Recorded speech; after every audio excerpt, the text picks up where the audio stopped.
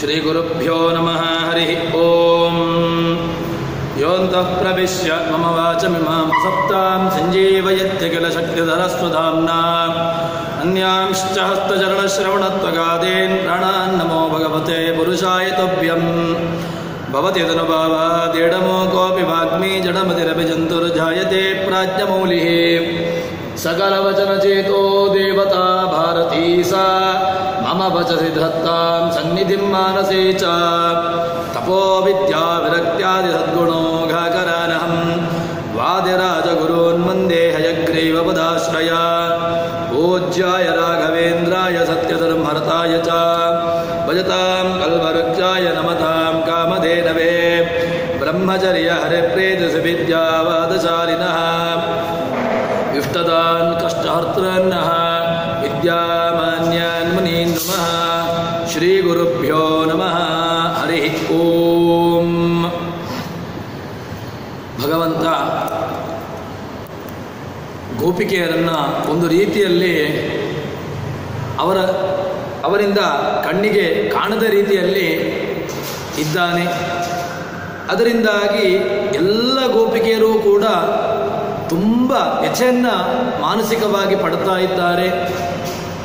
ಭಗವಂತ ಆ ಗೋಪಿಕೆಯರು ಸಿಕ್ಕಲ್ಲಿ ಎಲ್ಲ ಕಡೆಗಳಲ್ಲೂ ಕೂಡ ತರು ಲತೆ, ಅದೇ ರೀತಿಯಾಗಿ ವೃಕ್ಷ, ಪ್ರಾಣಿ, ಪಕ್ಷಿ ಎಲ್ಲರ ಬಳಿಯಲ್ಲೂ ಕೂಡ ಭಗವಂತನನ್ನು ವಿಚಾರಿಸ್ತಾ ಇದ್ದಾರೆ. ತದನಂತರದಲ್ಲಿ ಭಗವಂತ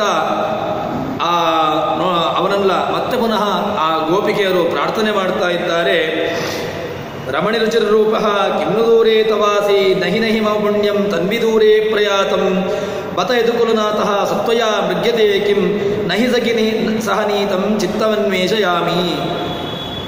ಅವರನ್ನು ಆ ಎಲ್ಲ ಜಗತ್ತಿನಲ್ಲಿಯೂ ಕೂಡ ನೋಡಿರತಕ್ಕಂಥವರು ಆ ಗೋಪಿಕೆಯರು. ಯಾಕೆ ಅಂತ ಕೇಳಿದರೆ, ಯಾವ ಜಗತ್ತಿನಲ್ಲಿರತಕ್ಕಂತಹ ಯಾವುದನ್ನೂ ಕೂಡ ಬಿಡದೆ ಎಲ್ಲದರಲ್ಲೂ ಕೂಡ ಭಗವಂತನ ಬಗ್ಗೆ ವಿಚಾರಿಸಿಕೊಂಡು ಬರ್ತಾ ಇರತಕ್ಕಂಥವರು ಆ ಗೋಪಿಕೆಯರು. ಭಗವಂತ ಏನು ಮಾಡಿದ್ದಾನೆ ಅಂತ ಕೇಳಿದರೆ, ಯಾರಲ್ಲಿ ಆ ಪುಣ್ಯ ಇಲ್ಲವೋ ಅವರ ಬಳಿಗೆ ಭಗವಂತ ಯಾವ ಕಾಲಕ್ಕೂ ಕೂಡ ಅವರ ಬಳಿಗೆ ಬರೋದಿಲ್ಲ. ನಾವು ಸತ್ಕರ್ಮಗಳಿಂದ ವಿಮುಖವಾಗಿ ದುಷ್ಕರ್ಮಗಳ ಕಡೆಗೆ ನಮ್ಮ ಮನಸ್ಸನ್ನು ನೀಡಿದೆವು ಅಂತ ಹೇಳಿದರೆ ಭಗವಂತ ಯಾವ ಕಾಲಕ್ಕೂ ಕೂಡ ನಮಗೆ ಒಲಿಯೋದಿಲ್ಲ. ಅದನ್ನು ಈ ಗೋಪಿಕೆಯರಲ್ಲಿ ಆಗುವಾಗ ಆ ರೀತಿ ಆಗಲ್ಲ. ಯಾಕೆ ಅಂತ ಕೇಳಿದರೆ, ಭಗವಂತನನ್ನೇ ತಾವು ಪತಿಯನ್ನಾಗಿ ಪಡ್ಕೊಳ್ಳಬೇಕು ಅಂತ ಹೇಳಿಕೊಂಡು ಬಹಳ ತಪಸ್ಸನ್ನು ಮಾಡಿ ಶ್ರಮವನ್ನು ಪಟ್ಟು ತದನಂತರದಲ್ಲಿ ಆ ಭಗವಂತನಗೋಸ್ಕರವಾಗಿ ತಮ್ಮ ಇಡೀ ಜೀವನವನ್ನು ಮುಡಿಪಾಗಿಟ್ಟಿರತಕ್ಕಂಥವರು ಆ ಗೋಪಿಕೆಯರು. ಭಗವಂತ ಅವರನ್ನು ದೈಹಿಕವಾಗಿ ಇಲ್ಲದಿದ್ದರೂ ಕೂಡ ಮಾನಸಿಕವಾಗಿ ಎಲ್ಲರೂ ಕೂಡ ಒಂದು ಕ್ಷಣವೂ ಕೂಡ ಭಗವಂತನನ್ನು ಬಿಟ್ಟಿಲ್ಲ.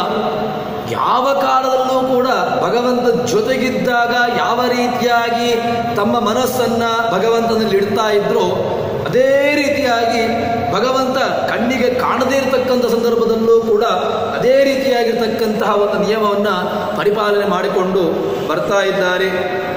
ಮಾನಸಿಕವಾಗಿ ಭಗವಂತನನ್ನು ಹುಡುಕ್ತಾ ಇದ್ದಾರೆ. ತದನಂತರದಲ್ಲಿ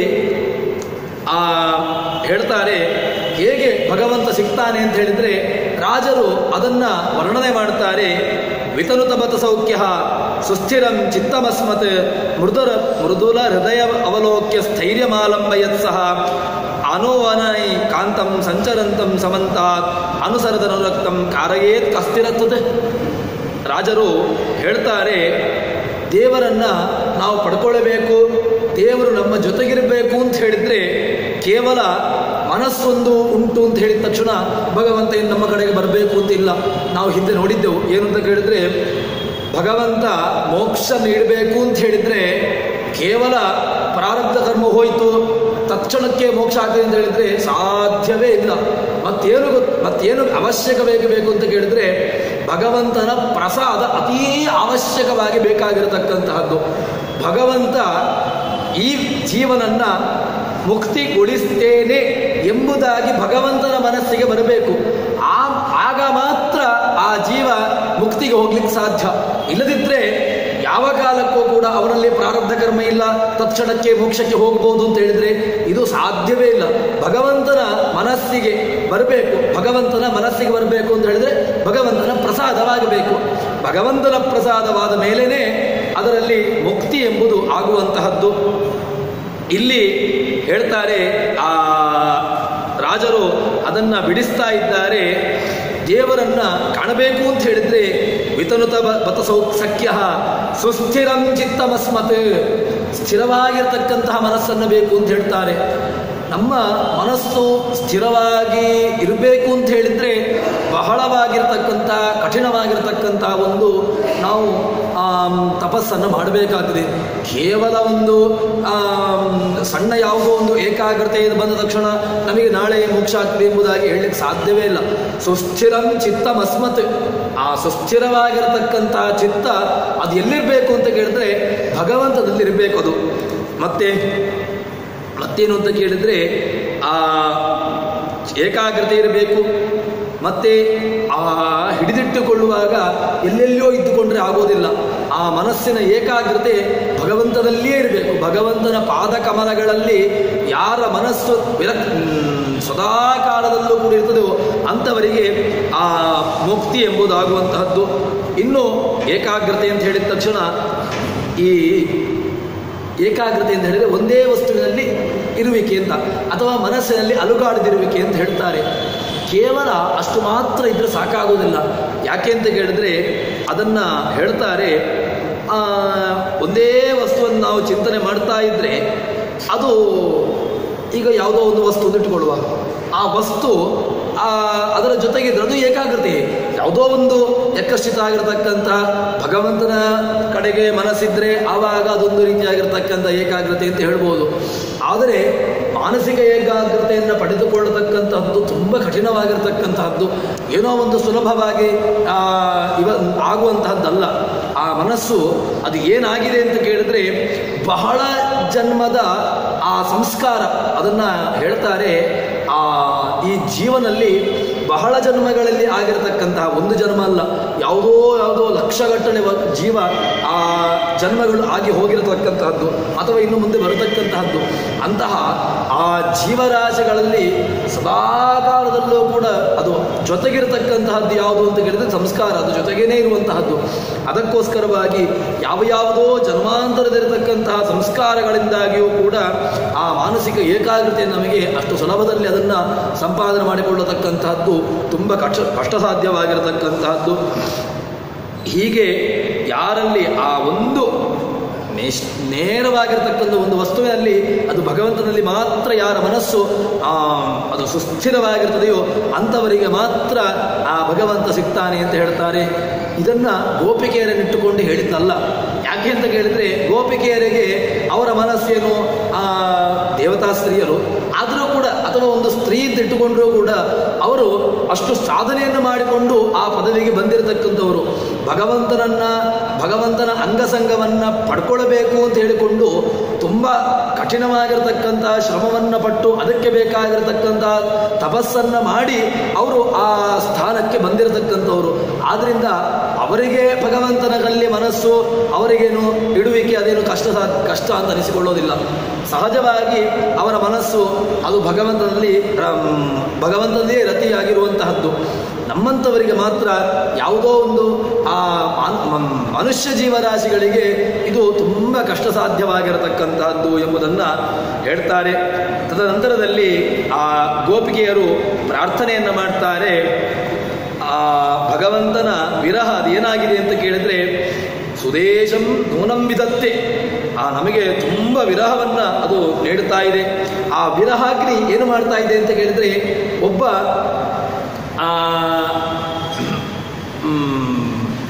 ತುಂಬ ಪ್ರೀತಿ ಮಾಡತಕ್ಕಂತಹ ವ್ಯಕ್ತಿಗೆ ಅವನಿಗೆ ತನ್ನ ಆ ಕಾಂತೆಯನ್ನು ಬಿಟ್ಟು ಹೋದಾಗ ತುಂಬ ಅವನಲ್ಲಿ ಆ ವಿರಹ ಎಂಬುದು ಅದು ಕಾಣಲಿಕ್ಕೆ ಆರಂಭವಾಗ್ತದೆ. ಅದೇ ರೀತಿಯಾಗಿ ಇಲ್ಲಿ ಆ ಗೋಪಿಕೆಯರು ಭಗವಂತನನ್ನ ಕಾಣದೆ ಭಗವಂತನನ್ನ ತಾವು ಸದಾಕಾಲ ನೋಡ್ತಾ ಇರತಕ್ಕಂತಹ ಭಗವಂತ ಕೃಷ್ಣ ಕಾಣದೆ ಒಂದು ರೀತಿಯಾಗಿ ಆ ವಿರಹಾಗ್ನಿಯಲ್ಲಿ ತುಂಬ ಅದು ಬೆಂದು ಹೋಗಿದ್ದಾರೆ. ಬೆಂದು ಯಾವ ರೀತಿಯಾಗಿ ಆಗಿದೆ ಅಂತ ಹೇಳಿದರೆ ಅವರು ಬ್ರಹ್ಮನನ್ನು ದೂರ್ತಾ ಇದ್ದಾರೆ. ಹೇಗೆ ಯಾಕೆ ಅಂತ ಕೇಳಿದ್ರೆ ನಮಗೆ ಆ ವಿರಹದ ಅಗ್ನಿಯಿಂದಾಗಿ ನಮಗೆ ಒಂದು ರೀತಿಯಾಗಿ ನಮ್ಮ ದೇಹವು ಕೂಡ ನಮಗೆ ಆ ದೇಹವನ್ನು ಕೂಡ ಈ ಅಗ್ನಿಯಲ್ಲಿ ಸುಡ್ಲಿಕ್ಕಾಗ್ತಾ ಇಲ್ಲ. ಇಲ್ಲದಿದ್ದರೆ ಒಂದು ವೇಳೆ ಆ ಬ್ರಹ್ಮ ಚತುರ್ಮುಖ ಬ್ರಹ್ಮ ಏನು ಮಾಡ್ತಾ ಇದ್ದಾನೆ ಅಂತ ಕೇಳಿದ್ರೆ ಆ ದೇಹ ವಿರಹಾಗ್ನಿಯಲ್ಲಿ ಸುಡದೇ ಇರುವಂತೆ ರೀತಿಯಲ್ಲಿ ಮಾಡ್ತಾ ಇದ್ದಾನೆ. ಒಂದು ವೇಳೆ ಆ ರೀತಿಯಾಗಿ ಆಗದಿದ್ದರೆ ಈ ವಿರಹಾಗ್ನಿಯೇ ನಮ್ಮ ಈ ದೇಹವನ್ನು ಅದು ಸುಟ್ಟು ನಷ್ಟವನ್ನು ಮಾಡ್ತಿತ್ತು. ಅದಕ್ಕೂ ಕೂಡ ಬ್ರಹ್ಮದೇವರು ಒಂದು ರೀತಿಯಾಗಿ ನಮಗೆ ಮೂರ್ಛೆ ಬಾರದಂತೆ ಬ್ರಹ್ಮದೇವರು ನಮಗೆ ಅಡ್ಡಿಯನ್ನು ಮಾಡಿದ್ದಾರೆ. ಅಥವಾ ಈಗ ಅವರಿಗೆ ಯಾಕಾಗಿರ್ಬೋದು ಅಂತ ಕೇಳಿದ್ರೆ ಬ್ರಹ್ಮದೇವರು ಹೀಗೆ ಮಾಡಿದ್ದಾರೆ ಅಂತ ಹೇಳಿದ್ರೆ ಕೃಷ್ಣನ ಆಜ್ಞೆ ಇರ್ಬೋದು. ಆ ವಿಧಿಗೆ ಆ ಬ್ರಹ್ಮನಿಗೆ ಅವರನ್ನು ಆ ವಿರಹಾಗ್ನಿ ಬೆಂದರೂ ಕೂಡ ಅವರನ್ನು ಆ ಶರೀರ ಅದು ನಷ್ಟವಾಗದಿರತಕ್ಕಂತೆ ಮಾಡು ಎಂಬುದಾಗಿ ಬ್ರಹ್ಮದೇವರ ಆಜ್ಞೆ ಇರ್ಬೋದೇನೋ ಅಂತ ಎಂಬುದಾಗಿ ಈ ರೀತಿಯಾಗಿ ನಮಗೆ ಕಾಣ್ತಾ ಇದೆ. ಇನ್ನೊಂದೇನು ಅಂತ ಕೇಳಿದ್ರೆ ನಮಗೆ ನಿದ್ದೆಯೂ ಬರ್ತಾ ಇಲ್ಲ. ನಿದ್ದೆಯನ್ನು ಮಾಡೋಣ ಅಂತ ಹೇಳಿದರೆ ನಿದ್ದೆಯ ಮೂಲಕವಾದರೂ ಕೂಡ ನಮಗೆ ಸ್ವಪ್ನದಲ್ಲಾದರೂ ಭಗವಂತನನ್ನು ಕಾಣತಕ್ಕಂಥ ಎಷ್ಟು ದೊಡ್ಡ ಚಿಂತನೆ ಅವರದ್ದು. ನಮಗೆ ಸ್ವಪ್ನದಲ್ಲೂ ಕೂಡ ಭಗವಂತನ ಬಗ್ಗೆ ನಮಗೆ ಬರೋದಿಲ್ಲ. ಯಾವುದೋ ಒಂದು ಯಕ್ಷಶಿತ ಆಗಿರತಕ್ಕಂತಹ ಆ ಲೌಕಿಕವಾಗಿರತಕ್ಕಂತಹ ಕ್ಷುದ್ರವಾಗಿರತಕ್ಕಂತಹ ಕಾಮನೆಗಳು ನಮ್ಮ ಸ್ಮೃತಿಪಟದಲ್ಲಿ ಅದು ಹಾಗೆ ಹೋಗ್ತಾ ಇರ್ತದೆ. ಅವರು ಎಷ್ಟು ರೀತಿಯಾಗಿ ಪ್ರಾರ್ಥನೆಯನ್ನು ಮಾಡ್ತಾ ಇದ್ದಾರೆ ಅಂತ ಹೇಳಿದ್ರೆ ನಮಗೆ ಮೂರ್ಛೆ ಬಂದರೂ ಅಥವಾ ನಮಗೆ ನಿದ್ದೆ ಬಂದರೂ ಕೂಡ ನಮಗೆ ನಿದ್ದೆಯ ಮೂಲಕವಾದರೂ ನಾವು ಭಗವಂತನನ್ನು ಕಾಣ್ತಾ ಇದ್ದೆವು. ಆ ರೀತಿಯಾಗಿಯೂ ಕೂಡ ನಮಗೆ ಈ ನಿದ್ದೆಯನ್ನು ಕೂಡ ಬರಲಿಕ್ಕೆ ಈ ಬ್ರಹ್ಮದೇವರು ಬಿಡ್ತಾ ಇಲ್ಲ ಎಂಬುದಾಗಿ ಅವನ ಜೊತೆಗೆ ಸ್ವಪ್ನದಲ್ಲಿ ಮಾತನಾಡ್ತೇವೆ ಅಥವಾ ಸ್ವಪ್ನದಲ್ಲಿ ಅವನನ್ನು ನೋಡ್ತೇವೆ ಅಥವಾ ಸ್ವಪ್ನದಲ್ಲಿ ಅವನನ್ನು ಆಲಿಂಗಿಸ್ತೇವೆ. ಈ ರೀತಿಯಾಗಿ ನಮಗೆ ಬೇರೆ ಬೇರೆ ರೀತಿಯಾಗಿರ್ತಕ್ಕಂಥ ಒಂದು ವಿಶಿಷ್ಟವಾಗಿರ್ತಕ್ಕಂಥದ್ದನ್ನು ಮಾಡ್ಬೋದು. ಆದರೆ ಬ್ರಹ್ಮದೇವರ ಆಜ್ಞೆಯಿಂದಾಗಿ ಅದಕ್ಕೂ ಕೂಡ ನಮಗೆ ಈ ಅಡ್ಡಿಯನ್ನು ಪಡ್ತಾ ಇದ್ದಾರೆ ಅಂತ ಹೇಳಿಕೊಂಡು ಒಂದು ರೀತಿಯಾಗಿ ಆ ವೇದನೆಯನ್ನು ಪಡ್ತಾ ಇದ್ದಾರೆ. ಆದರೆ ಅವರು ಮತ್ತೆ ಪುನಃ ಹೇಳ್ತಾರೆ ಅವರಿಗೆ ದೇವರ ಆ ಭಗವಂತನ ಅಪ್ಪಣೆಯನ್ನು ಮಾತ್ರ ಶಿರಸ್ಸ ಬಹಳ ಒಂದು ನೀತಿಯುಕ್ತವಾಗಿ ಅದನ್ನು ಪರಿಪಾಲಿಸ್ತಾ ಇದ್ದಾರೆ. ಆದರೆ ನಮಗೆ ಇದು ಬಹಳವಾಗಿ ನಮಗೆ ತಾಪವನ್ನು ನೀಡ್ತಾ ಇದೆ ಎಂಬುದಾಗಿ ಒಂದು ರೀತಿಯಲ್ಲಿ ವೇದನೆಯನ್ನು ಪಡ್ತಾ ಇದ್ದಾರೆ. ಭಗವಂತನಲ್ಲಿ ಈ ರೀತಿಯಾಗಿರತಕ್ಕಂತಹ ಗಾಢವಾಗಿರತಕ್ಕಂತಹ ಸ್ನೇಹವುಳ್ಳವರು ಮಾತ್ರ ಈ ರೀತಿಯಾಗಿ ಚಿಂತನೆಯನ್ನು ಮಾಡಲಿಕ್ಕೆ ಸಾಧ್ಯವಾಗಿರ್ತಕ್ಕಂಥದ್ದು. ಯಾವುದೋ ಒಂದು ಸಾಮಾನ್ಯ ಮನುಷ್ಯ ಸಾಮಾನ್ಯ ಜೀವಿ ಅವನಿಗೆ ಈ ರೀತಿಯಾಗಿರ್ತಕ್ಕಂಥ ಚಿಂತನೆ ಬರಲಿಕ್ಕೆ ಸಾಧ್ಯವೇ ಇಲ್ಲ.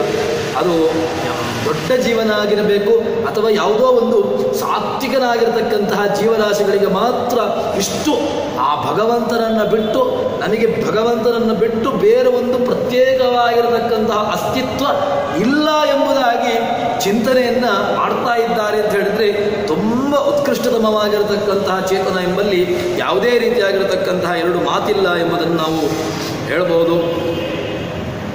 ರಾಜಸ ತಾಮಸ ಅವಸ್ಥೆಗಳಿಂದಾಗಿ ಆ ಮೂರ್ಛಾವಸ್ಥೆ ನಿದ್ರಾವಸ್ಥೆ ಇತ್ಯಾದಿಗಳು ಬರುವಂತಹದ್ದು. ಆದರೆ ಅದನ್ನು ಅವಸ್ಥೆಗಳನ್ನು ನೀಡತಕ್ಕಂಥವನು ಯಾರು ಅಂತ ಕೇಳಿದರೆ ಅದು ಭಗವಂತ. ಒಂದೊಂದು ರೀತಿಯಾಗಿರ್ತಕ್ಕಂತಹ ವಿಶ್ವ ತೈಜಸ ಪ್ರಾಜ್ಞಾ ತುರಿಯ ಎಂಬಂತಹ ಆ ಒಂದೊಂದು ರೀತಿಯಾಗಿರತಕ್ಕಂತಹ ಭಗವಂತನ ವಿಶಿಷ್ಟ ರೂಪಗಳು ಒಂದೊಂದು ಸ್ಥಾನದಲ್ಲಿದ್ದುಕೊಂಡು ನಮಗೆ ಪ್ರಾಜ್ಞಾವಸ್ಥೆಯಲ್ಲಿ ಭಗವಂತ ಇಲ್ಲಿರ್ತಾನೆ ಅಥವಾ ಇನ್ನು ವಿಶ್ವನಾಮಕ ಪರಮಾತ್ಮ ಆ ಕಂಠ ಮಧ್ಯದಲ್ಲಿದ್ದುಕೊಂಡು ಒಂದು ರೀತಿಯಾಗಿರ್ತಕ್ಕಂತಹ ವ್ಯವಸ್ಥೆಯನ್ನು ಮಾಡ್ತಾ ಇರ್ತಾನೆ. ಹೀಗೆ ಒಂದೊಂದು ರೀತಿಯಾಗಿರ್ತಕ್ಕಂತಹ ಭಗವಂತನ ವಿಶಿಷ್ಟವಾಗಿರತಕ್ಕಂತಹ ರೂಪಗಳು ಜೀವನನ್ನು ನಿಯಮನೆ ಮಾಡತಕ್ಕಂತಹದ್ದು. ಅಂತಹ ಉತ್ಕೃಷ್ಟತಮವಾಗಿರತಕ್ಕಂತಹ ಚೇತನರು ಈ ಗೋಪಿಕಾ ಸ್ತ್ರೀಯರು. ಅವರು ಈ ರೀತಿಯಾಗಿರ್ತಕ್ಕಂತಹ ಪ್ರಾರ್ಥನೆ ಮಾಡುವಲ್ಲಿ ಯಾವುದೇ ರೀತಿಯಾಗಿರ್ತಕ್ಕಂಥ ಎರಡು ಮಾತಿಲ್ಲ ಎಂಬುದನ್ನು ರಾಜರು ನಮಗೆ ಅದನ್ನು ಸ್ಪಷ್ಟವಾಗಿ ಹೇಳ್ತಾ ಇದ್ದಾರೆ. ಮತ್ತು ಇದನ್ನು ಯಾಕೆ ಹೇಳ್ತಾರೆ ಅಂತ ಹೇಳಿದ್ರೆ ಅವರೇ ಹೇಳ್ತಾರೆ, ನಾ ದಿಶದಿಂ ತಮ್ಮಹತ ಕಿಂವಿದೇಯಂ, ನಾವು ಕೂಡ ಈ ರೀತಿಯಾಗಿರ್ತಕ್ಕಂತಹ ಪ್ರಾರ್ಥನೆಯನ್ನು ಮಾಡಬೇಕು ಎಂಬುದಾಗಿ ನಮಗೆ ರಾಜರು ಒಂದು ರೀತಿಯಾಗಿ ನಮಗೆ ಮಾರ್ಗವನ್ನು ಹೇಳಿಕೊಡ್ತಾ ಇದ್ದಾರೆ. ಭಾವಿ ಸಮೀರನಾಗಿರತಕ್ಕಂತಹ ವಾಯು ಪದವಿಯನ್ನು ಏರತಕ್ಕಂಥವರು ಆ ವಾದಿರಾಜರು. ಅಂತಹ ಸಮೀರ ಪದವಿಗೆ ಹೋಗತಕ್ಕಂತಹ ವಾದಿರಾಜರು ಎಲ್ಲ ಭಗವಂತನ ಆಗು ಹೋಗುಗಳನ್ನು ಬಹಳ ಒಂದು ಸ್ಪಷ್ಟವಾಗಿ ಅದನ್ನು ಒಳ್ಳೆ ರೀತಿಯಲ್ಲಿ ನಮಗೆ ಅದನ್ನು ಹೇಳ್ತಾ ಇದ್ದಾರೆ, ತಿಳಿಸ್ತಾ ಇದ್ದಾರೆ.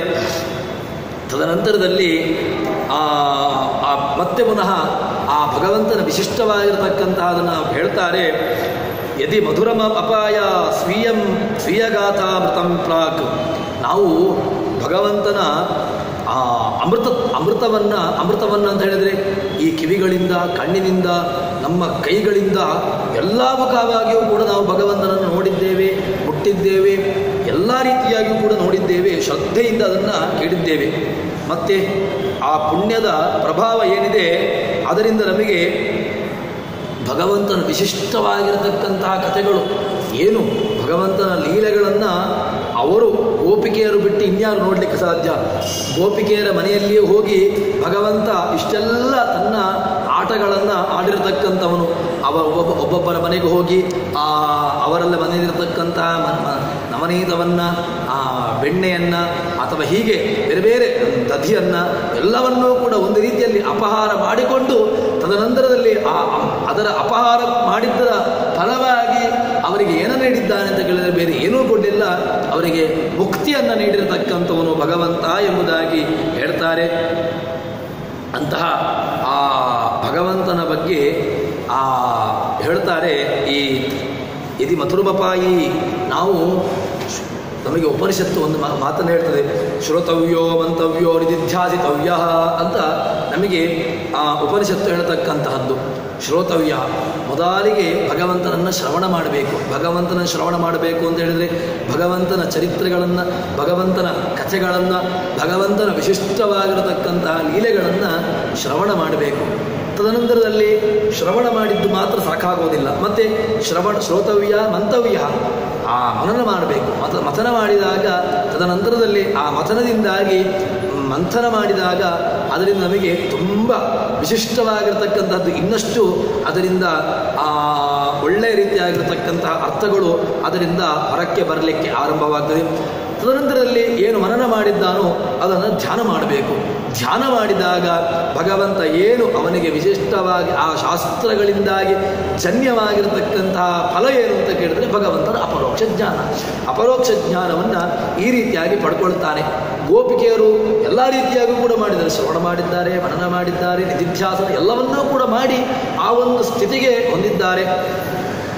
ಭಗವಂತ ಆ ರೀತಿಯಾಗಿ ಮಾಡಿದ್ರೂ ಕೂಡ ಎಲ್ಲ ಆ ಪ್ರತಿಮಾ ಪೂಜೆ, ಕರ್ಮಾಚರಣೆ ಎಲ್ಲವನ್ನೂ ಕೂಡ ಮಾಡಬೇಕು ಎಂಬುದನ್ನು ನಮಗೆ ಹೇಳ್ತಾರೆ. ತದನಂತರದಲ್ಲಿ ಇದರಲ್ಲಿ ಇನ್ನೊಂದು ರಹಸ್ಯವನ್ನು ಇಲ್ಲಿ ಹೇಳ್ತಾ ಇದ್ದಾರೆ. ಕರ್ಮ ಬೇಡ ಅಂತ ಹೇಳಿದ್ರೆ ಕರ್ಮ ಬೇಡ ಎಂಬುದಕ್ಕೆ ಕರ್ಮ ಬೇಕು ಎಂಬುದನ್ನು ಇದರಿಂದ ಹೇಳ್ತಾ ಇದ್ದಾರೆ. ಸ್ಫುರಧರ ಸುರಧಾರಾಂ ಸ್ವಾಂತರಿಹಿ ಯಚ್ಚೇತ್ ಮುಕುಂದ ಕ್ವಚಿತ ಬಿದಿಸಾಮ ಸ್ಥಾವರಂ ಜಂಗಮಂ ವಾ. ಭಗವಂತನ ಸ್ಥಾವರ ರೂಪ, ಜಂಗಮ ರೂಪ, ಎಲ್ಲ ರೂಪಗಳು ಸ್ಥಿರವಾಗಿರತಕ್ಕಂತಹ ಪ್ರತಿಮೆಗಳಲ್ಲಿ ಭಗವಂತನನ್ನು ಅರ್ಚನೆಯಾದಿಗಳನ್ನು ಮಾಡಿದ್ದಾರೆ. ತಾವು ಪ್ರತಿಮೆಗಳ ಮೂಲಕವಾಗಿ ಭಗವಂತನನ್ನು ಅಲ್ಲಿಯೂ ಕೂಡ ಆರಾಧನೆಗಳನ್ನು ಮಾಡಿದ್ದಾರೆ. ತದನಂತರದಲ್ಲಿ ಜಂಗಮ ಅಥವಾ ಇನ್ನಿತರ ಜಂಗಮವಾಗಿರತಕ್ಕಂತಹ ರೂಪಗಳ ಮೂಲಕವಾಗಿ, ಜ್ಞಾನಿಗಳ ಮೂಲಕವಾಗಿ, ಋಷ್ಯಾದಿಗಳ ಶ್ರೇಷ್ಠರ ಜ್ಞಾನಿಗಳ ಮೂಲಕವಾಗಿಯೂ ಕೂಡ ಆ ಭಗವಂತನ ವಿಶಿಷ್ಟವಾಗಿರತಕ್ಕಂತಹ ಒಂದು ಚೈತನ್ಯವನ್ನು ಅಲ್ಲಿಯೂ ಕೂಡ ಅವರು ಆರಾಧನೆ ಮಾಡಿದ್ದಾರೆ. ಆದ್ದರಿಂದಾಗಿಯೂ ಕೂಡ ಯಾವುದನ್ನೂ ಕೂಡ ಬಿಟ್ಟಿಲ್ಲ. ಅವರು ಕರ್ಮಾಚರಣೆಯನ್ನು ಮಾಡಿದ್ದಾರೆ, ಧರ್ಮಾಚರಣೆಯನ್ನು ಮಾಡಿದ್ದಾರೆ, ಯಾವುದನ್ನು ಬಿಡದೆ ಭಗವಂತನನ್ನು ಆರಾಧನೆ ಮಾಡಿದ್ದಾರೆ ಎಂಬುದಾಗಿ. ಮತ್ತು ಏನು ಅಂತ ಕೇಳಿದ್ರೆ, ನೀನು ನಮಗಲ್ಲದೆ ಬೇರೆ ಯಾರನ್ನೂ ನಿಮಗೆ ಯಾರಿಗೆ ತಾನೇ ನೀನು ಪ್ರಸನ್ನನಾಗ್ತೀ ಎಂಬುದಾಗಿ ಒಂದು ರೀತಿಯಲ್ಲಿ ಅವನಲ್ಲಿಯೇ ಪ್ರಶ್ನೆಯನ್ನು ಮಾಡ್ತಾ ಇದ್ದಾರೆ. ತದನಂತರದಲ್ಲಿ ಹೇಳ್ತಾರೆ, ಆ ಭಗವಂತನ ಆ ಒಂದು ಅದ್ಭುತವಾಗಿರತಕ್ಕಂತಹ ಅವರಿಗೆ ಆದಂತಹ ಅನುಭವವನ್ನು ಆ ರಾಜರು ತಮ್ಮ ಅದನ್ನು ಇಡ್ತಾ ಇದ್ದಾರೆ.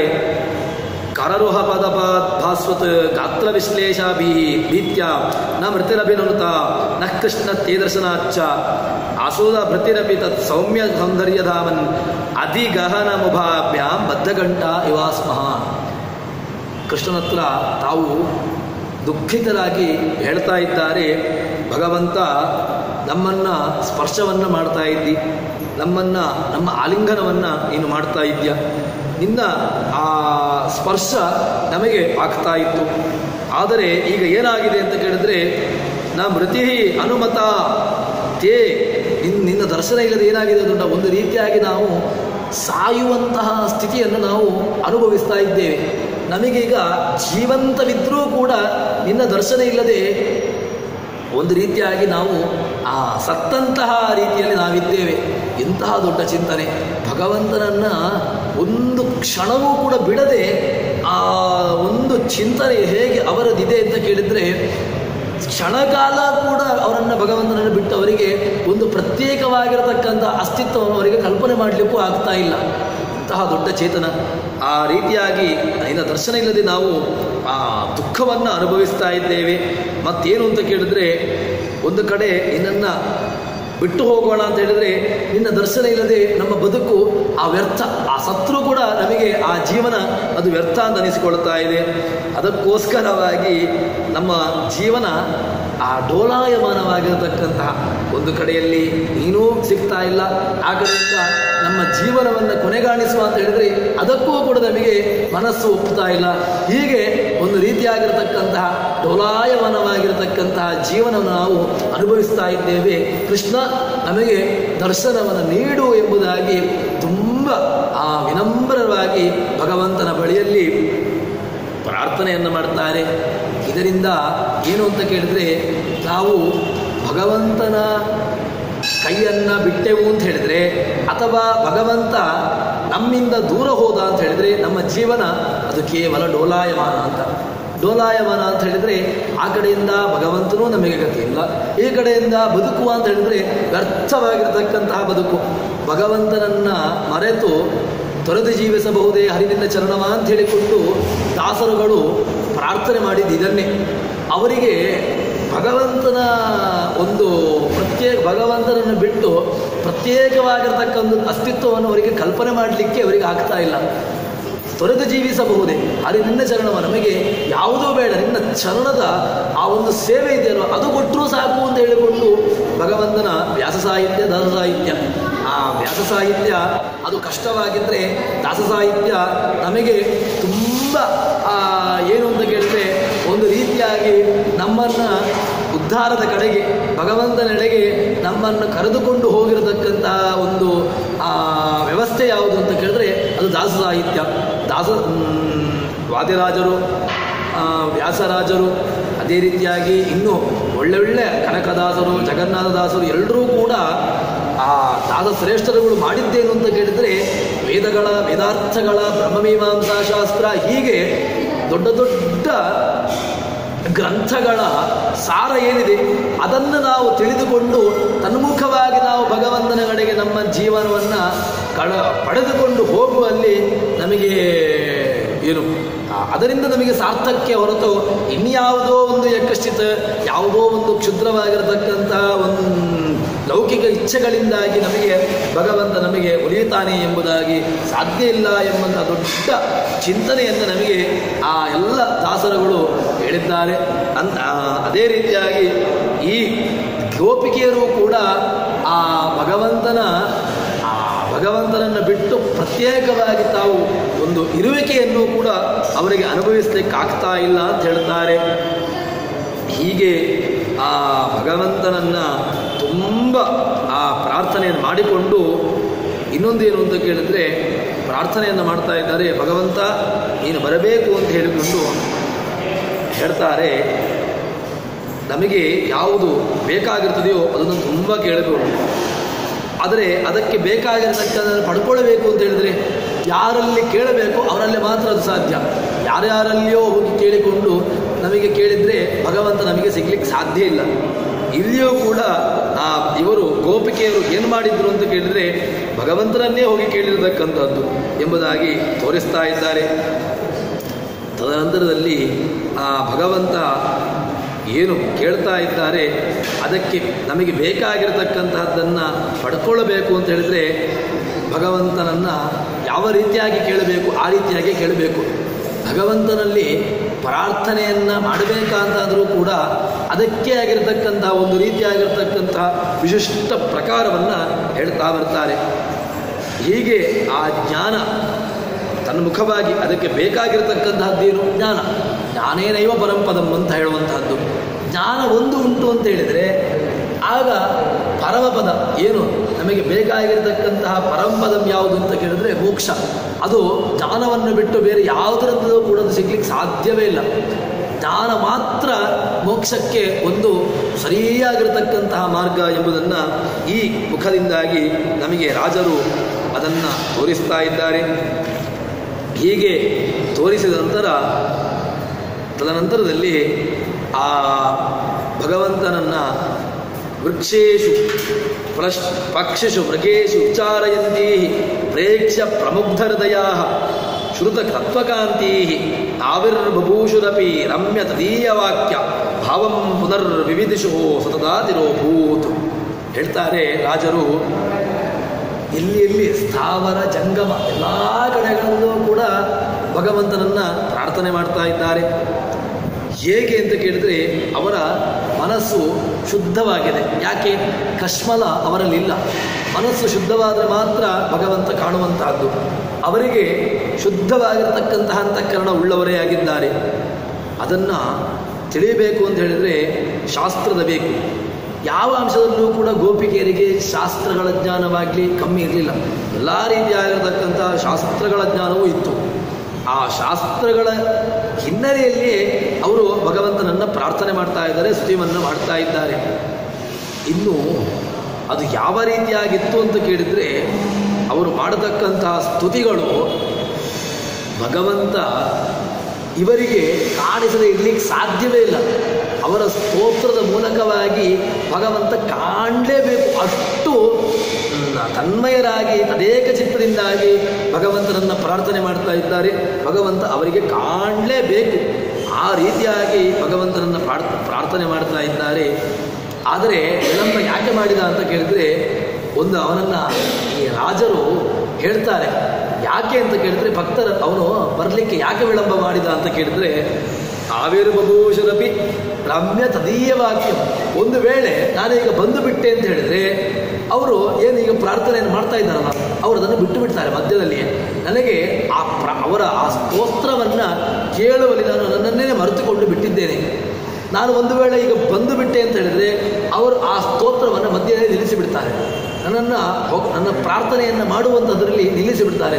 ಅದಕ್ಕೋಸ್ಕರವಾಗಿ ನಾನು ಏನು ಮಾಡ್ತೇನೆ ಅಂತ ಕೇಳಿದರೆ ನಾನು ಅವರು ಪ್ರಾರ್ಥನೆ ಮಾಡ್ತಾ ಇದ್ದಾರಲ್ಲ ಆ ಪ್ರಾರ್ಥನೆಯನ್ನು ಮಾಡ್ತಾ ಇರಲಿ, ತದನಂತರದಲ್ಲಿ ನಾನು ಹೋಗ್ತೇನೆ ಎಂಬುದಾಗಿ ಈ ರೀತಿಯಾಗಿ ಹೇಳ್ತಾರೆ. ಆದರೆ ಇನ್ನೊಂದು ಏನು ಅಂತ ಕೇಳಿದರೆ ಇದರಿಂದ ಇನ್ನೊಂದು ಗೊತ್ತಾಗುವಂತಹದ್ದು, ನೀವು ಭಗವಂತನಿಗೆ ಅದು ಕೊಟ್ಟು ಇದು ಕೊಡ್ತೇನೆ ಅಂತ ಹೇಳಿಕೊಂಡು ನನ್ನಲ್ಲಿ ತುಂಬ ಸಂಪತ್ತಿದೆ ಅದನ್ನು ನಾನು ಕೊಟ್ಟು ನಾನು ಭಗವಂತನನ್ನು ಕಾಣಿಸಿಕೊಳ್ತೇನೆ ಅಂತ ಹೇಳಿದರೆ ಸಾಧ್ಯವೇ ಇಲ್ಲ. ಭಗವಂತ ಕಾಣಬೇಕು. ಭಕ್ತೈಕ ಅವಶ್ಯ. ನೀನು ಭಕ್ತಿಯನ್ನು ನೀಡು, ಅದಕ್ಕೆ ಒಲಿದುಕೊಂಡು ನಾನು ಬರ್ತೇನೆ ಹೊರತು ನಿನ್ನಲ್ಲಿರತಕ್ಕಂತಹ ಸಂಪತ್ತನ್ನು ಅನುಸರಿಸಿಕೊಂಡು ನಿನ್ನಲ್ಲಿ ಅಧಿಕವಾಗಿರತಕ್ಕಂಥ ಸಂಪತ್ತಿದೆ ಅದಕ್ಕೋಸ್ಕರವಾಗಿ ನಾನು ಬರ್ತೇನೆ ಅಂತ ಹೇಳಿದರೆ ಇದಕ್ಕೆ ನಾನು ಒಲಿಯತಕ್ಕಂಥವನಲ್ಲ.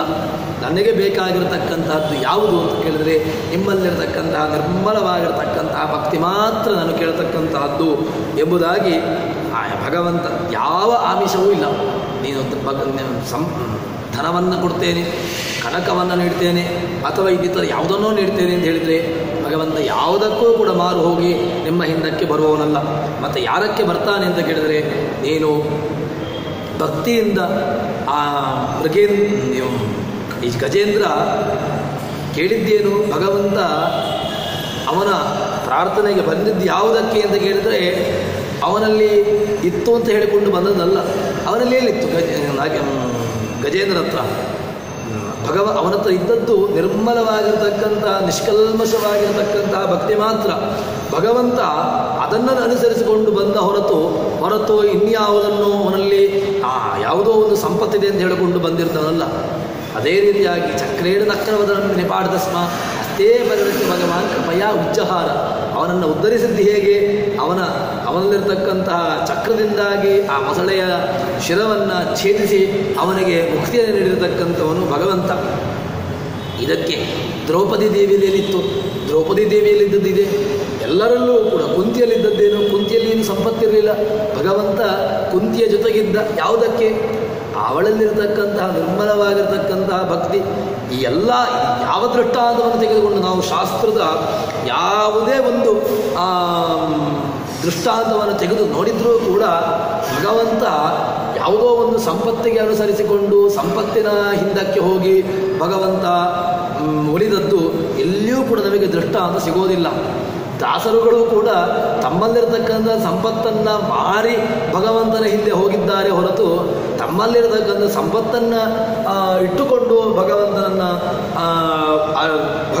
ಪಡೆದಿರತಕ್ಕಂಥವರು ಯಾರೂ ಇಲ್ಲ. ಯಸ್ಯಾನುಗ್ರಹವಿಚ್ಚಾಮಿ ತಸ್ಯ ವಿತ್ತಂ ಹರಾಮ್ಯಹಂ. ಯಾರಿಗೆ ಅನುಗ್ರಹವನ್ನು ಬಯಸ್ತೇನೋ ಅವನ ವಿತ್ತವನ್ನು ಅಪಹರಿಸ್ತೇನೆ ಎಂಬುದಾಗಿ ಭಗವಂತ ಹೇಳಿರತಕ್ಕಂತಹದ್ದು. ಇದು ಭಗವಂತ. ಅದೇ ರೀತಿಯಾಗಿ ಈ ಗೋಪಿಕೆಯರು ಕೂಡ ಅದೇ ರೀತಿಯಾಗಿ ಪ್ರಾರ್ಥನೆಯನ್ನು ಮಾಡಿರತಕ್ಕಂಥವರು. ಇನ್ನು ಭಗವಂತ ತುಂಬ ಈ ಒಬ್ಬ ಗೋಪಿಕೆಯರು ಭಗವಂತನ ಮೇಲೆ ತುಂಬ ಕಾಮನೆ ಉಳ್ಳವರಾಗಿದ್ದಾರೆ. ಆದರೆ ಕಾಮನೆ ಉಳ್ಳವರಾಗಿದ್ದರೂ ಕೂಡ ಭಗವಂತ ಬಿಟ್ಟು ಹೋದ ಅಂತ ಹೇಳಿದರೆ ಭಗವಂತ ತನಗೋಸ್ಕರವಾಗಿ ಅವರನ್ನು ತನ್ನ ಯಾವುದೋ ಒಂದು ಚಾಪಲ್ಯಕ್ಕೋಸ್ಕರವಾಗಿ ಗೋಪಿಕೆಯರನ್ನು ಬಯಸಿದ್ದಲ್ಲ. ಅವರೇ ಪ್ರಾರ್ಥನೆ ಮಾಡಿರತಕ್ಕಂತಹದ್ದು. ನಾವು ನಿನ್ನ ಪತಿಯಾಗಿ ಬರಬೇಕು ಅಂತ ಹೇಳಿಕೊಂಡು ಗೋಪಿಕೆಯರ ಪ್ರಾರ್ಥನೆ ಹೊರತು ಭಗವಂತ ಏನು ನಮಗೆ ಗೋಪಿಕೆಯರು ಪತ್ನಿಯರಾಗಿ ಬರಬೇಕು ಅಂತ ಹೇಳಿಕೊಂಡು ಅವನೇನು ಪ್ರಾರ್ಥನೆ ಮಾಡಿದ್ದಲ್ಲ. ಇದು ನಮಗೆ ಗೊತ್ತಾಗುವಂತಹದ್ದು. ಅದಕ್ಕೋಸ್ಕರವಾಗಿ ಗೋಪಿಕೆಯರು ಆ ಕೃಷ್ಣನನ್ನು ಅರಸ್ತಾ ಹೋಗ್ತಾ ಇದ್ದಾರೆ.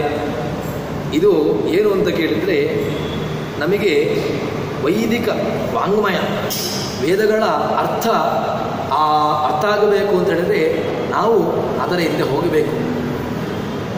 ಒಳ್ಳೆಯ ದೃಷ್ಟಾಂತವನ್ನು ನಮಗೆ ಹೇಳ್ತಾ ಇದ್ದೀವಿ. ಲಕ್ಷ್ಮಿ ಜಾನ ಅದು ಲಕ್ಷ್ಮಿ ಅಂತ ಹೇಳ್ತಾರೆ. ಲಕ್ಷ್ಮಿ ಅವಳು ನಮಗೆ ಹಿಂದೆ ಬರಬೇಕು ಅಂತ ಹೇಳಿದ್ರೆ ಅವಳನ್ನು ಒಲಿಸಿಕೊಳ್ಬೇಕಂತೆ. ಒಲಿಸಿಕೊಳ್ಳುವುದು ಹೇಗೆ ಅಂತ ಕೇಳಿದ್ರೆ ಲೌಕಿಕವಾಗಿರತಕ್ಕ ದೃಷ್ಟಾಂತವನ್ನು ಸ್ವಲ್ಪ ಪೂರ್ಣವಾಗಿ ನಾವು ಅನ್ವಯ ಮಾಡಿಕೊಳ್ಳಿಕ್ಕೆ ಬರೋದಿಲ್ಲ. ಯಾವನೋ ಒಬ್ಬ ಯುವಕ ಅವನು ಯುವತಿಯ ಹಿಂದೆ ಹೋಗ್ತಾನೆ. ಅವನಿಗೆ ಏನಿರ್ತದೆ ಅಂತ ಕೇಳಿದ್ರೆ ನನಗೆ ಅವಳು ನನ್ನ ವಶವಾಗಬೇಕು ಅಂತ ಹೇಳಿಕೊಂಡು ತಾನು ಅವಳ ಹಿಂದೆ ಹೋಗ್ತಾ ಇರ್ತಾನಂತೆ. ತಾನು ಅವಳ ಹಿಂದೆ ಹೋಗುವಂಥದ್ದೇನು? ನನಗೆ ಅವಳು ನನ್ನ ವಶವಾಗಿ ಬರಬೇಕು ಅಂತ ಹೇಳಿಕೊಂಡು ತಾನು ಅವಳ ಹಿಂದೆ ಹೋಗುವಂಥದ್ದು.